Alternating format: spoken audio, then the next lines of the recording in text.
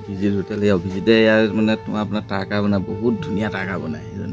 এজনে বহুত বাহিৰত মাতি থাকে কিন্তু তেওঁ যাবলৈ সময় নাপায় আমাৰ গৈছাকলৈও যায় তেওঁ কেতিয়াবা বনাই মেলি থৈ আহে ভাল কাৰিকৰ এজন আৰু আপোনালোকে বিয়া সভাত মাতিব এজনক নিজে বনাই নিজে চাহ খায় আৰু এওঁৰ দোকানত চবেই কাৰিকৰ কৰিব পাৰে মই আহিলে ময়ো কওঁ কেতিয়াবা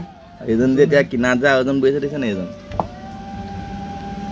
চাহ কিন্তু ম'হৰ গাখীৰ নহয় কিন্তু সোৱাদটো ম'হৰ গাখীৰ হয় বহুত মজা লাগে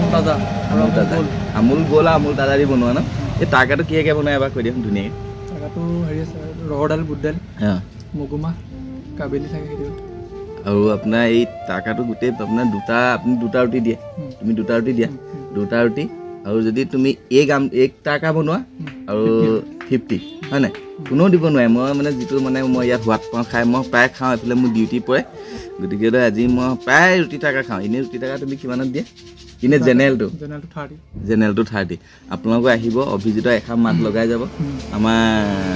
অসমীয়া ল'ৰা বিশেষকৈ হয় নাই গতিকে আপোনালোকে আহিব দিখৌমুখ জনজাতি স্কুল নোপাওঁতে থেকেৰাতলত আহিব অভিজিৎ হোটেল বুলি লিখা আছে আহিব